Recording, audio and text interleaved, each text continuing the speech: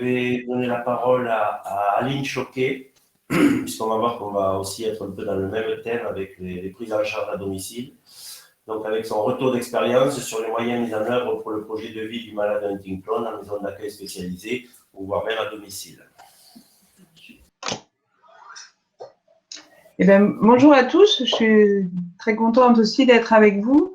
Et donc, je vais compléter, je pense, le propos de Paul qui nous a dit, puisque moi, je travaille dans les établissements médico-sociaux avec l'objectif de l'accompagnement des personnes. Le rôle des établissements médico-sociaux, c'est d'accompagner la personne sur toute sa vie sociale. Si vous pouvez peut-être avancer sur le PowerPoint. Alors, juste la deuxième qui, pour vous. Voilà.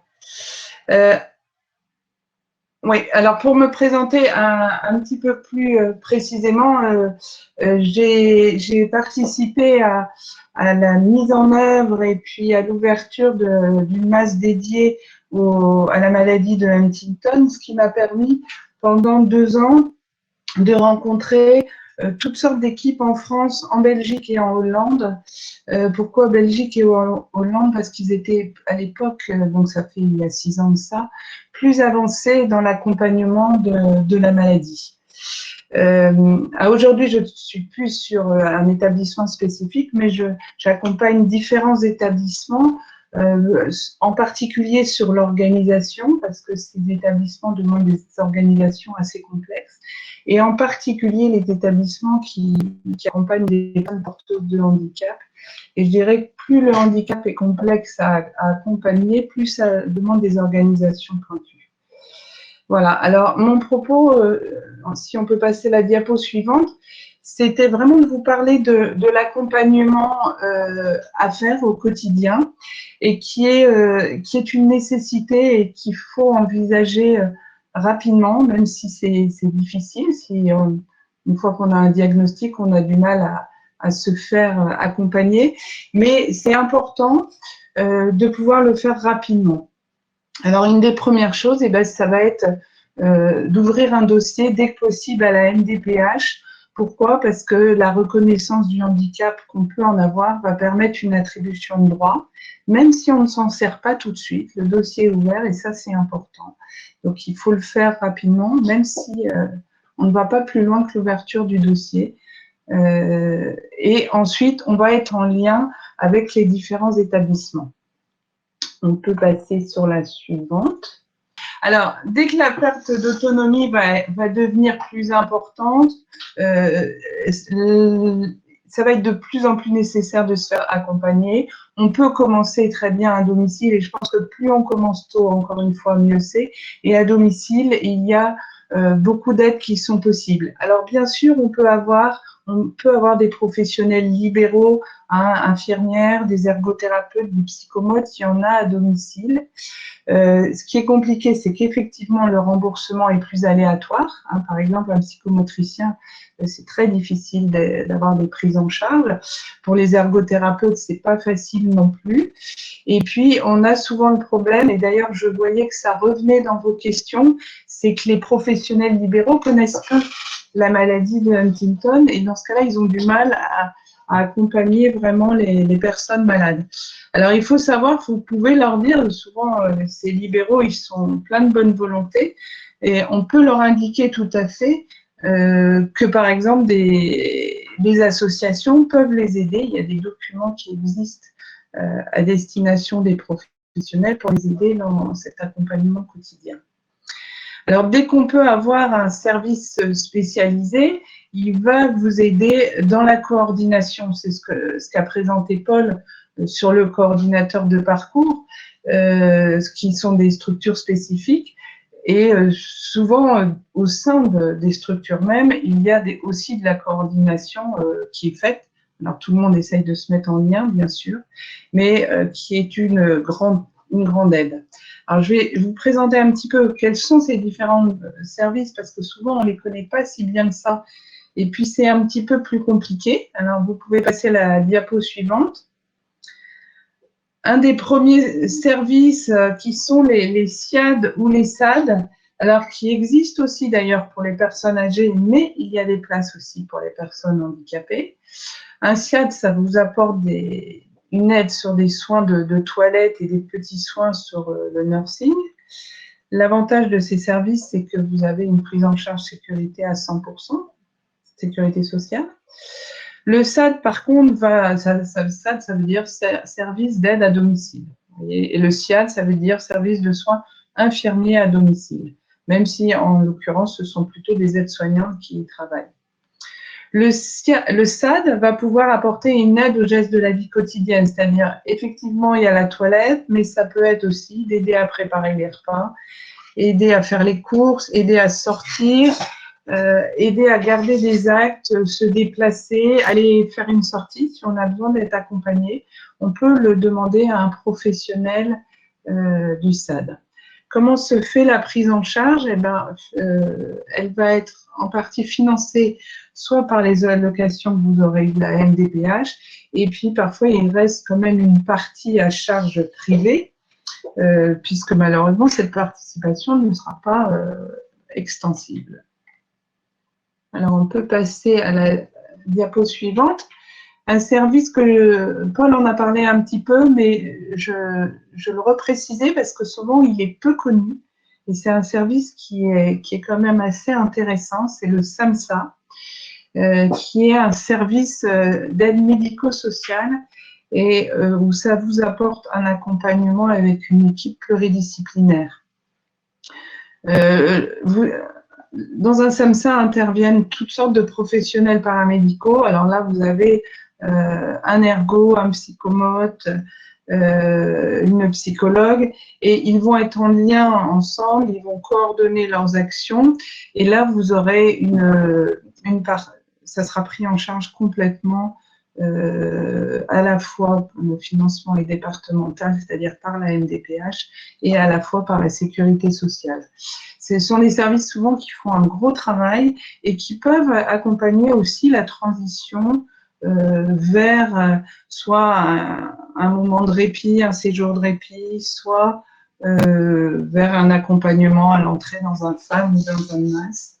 Donc, ce sont des services qui sont tout à fait pertinents et qui peuvent permettre de rester dans de bonnes conditions longuement au domicile.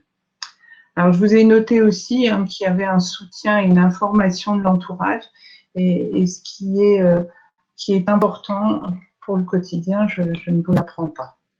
La diapositive suivante vous parle du SAVS. Non, elle doit être après.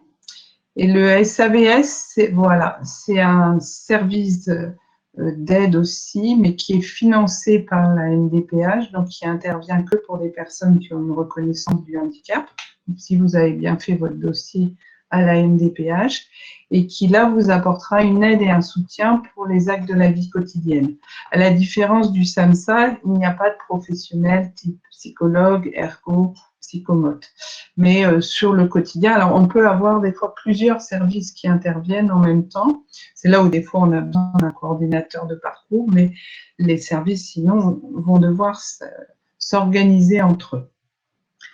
Voilà un petit peu rapidement donné tous les services du domicile, du maintien à domicile qui peuvent vous aider dans le quotidien.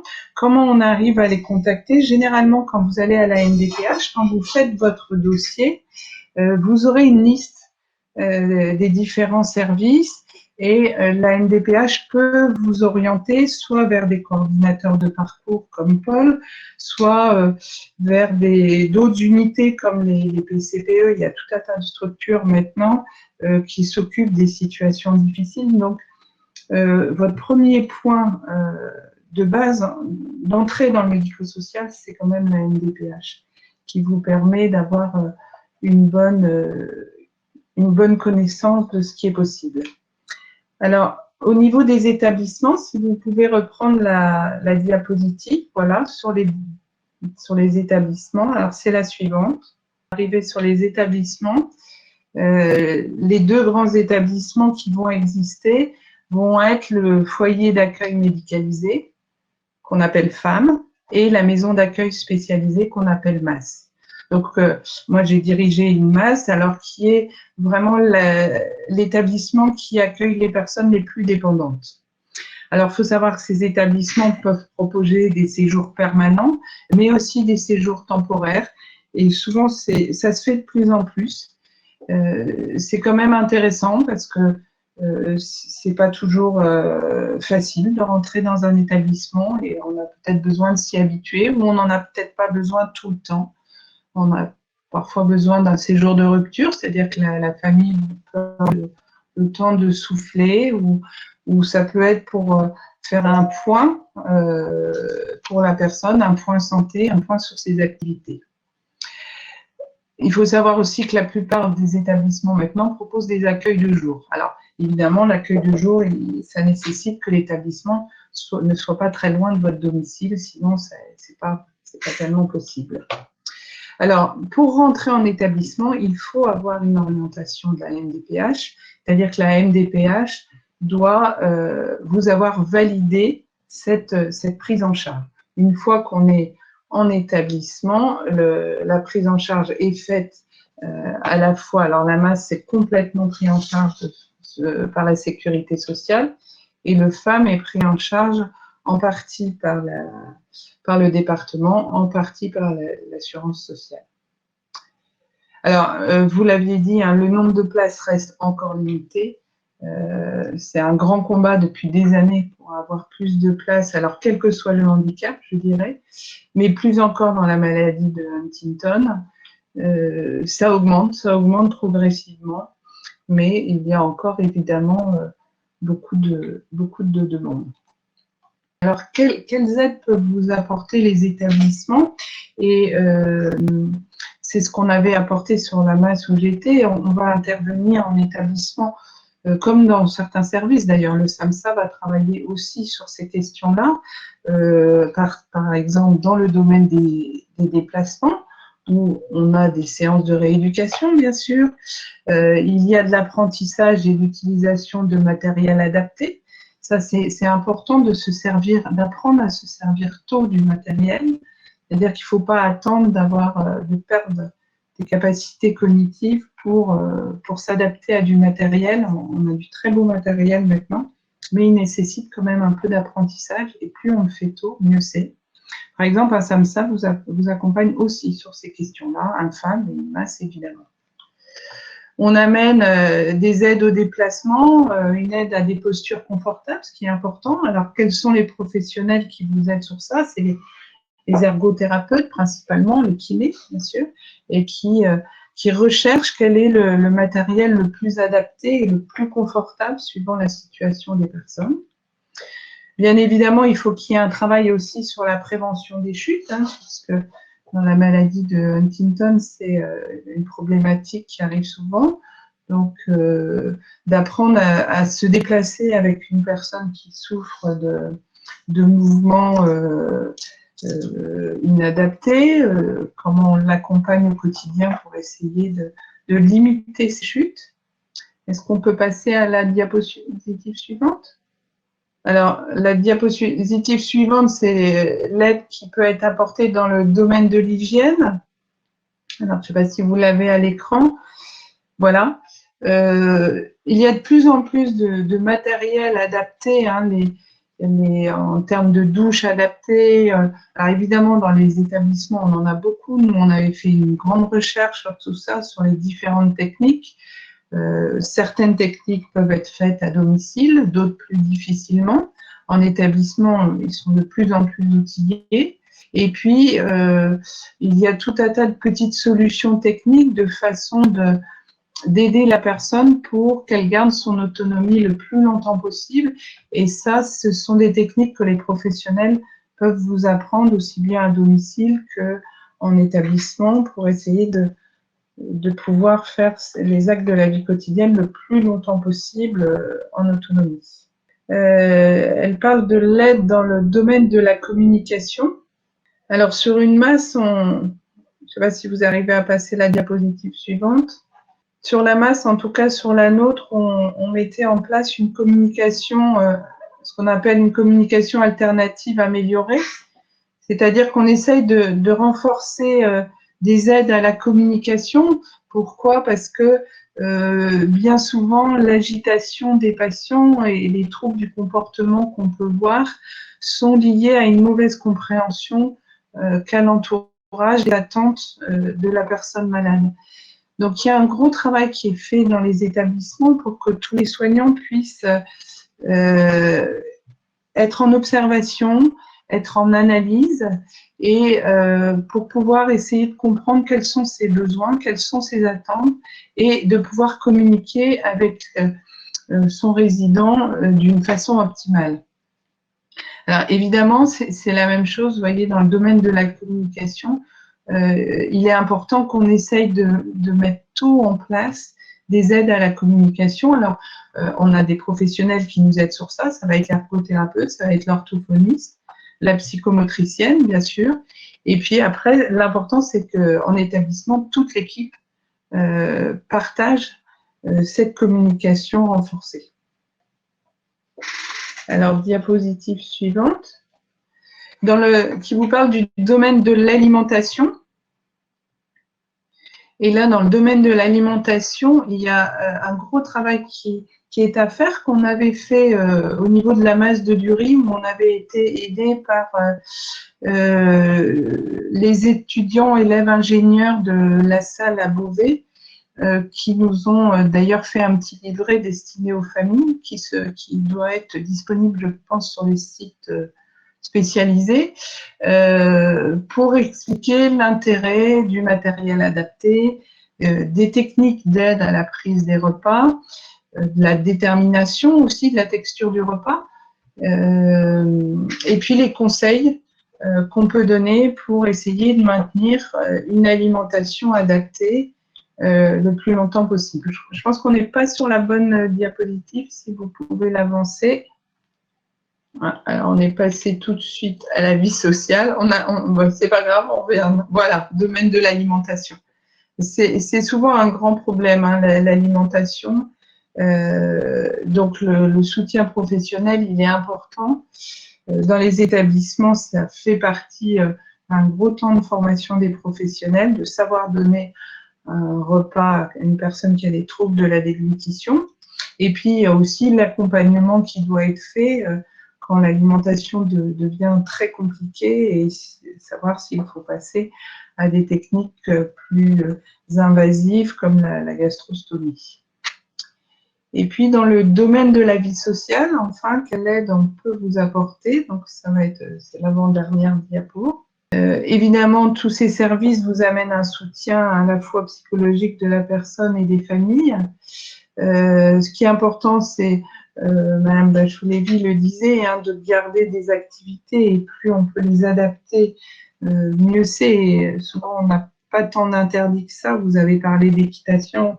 C'est vrai que moi, quand j'avais démarré ce projet, je m'étais dit, là, il y a des domaines qui vont être difficiles. Et ben non, on arrive à faire quand même énormément de propositions et effectivement, on a pu aussi nous proposer des ateliers d'équithérapie ou des sorties à des concerts, des sorties avec des vélos adaptés.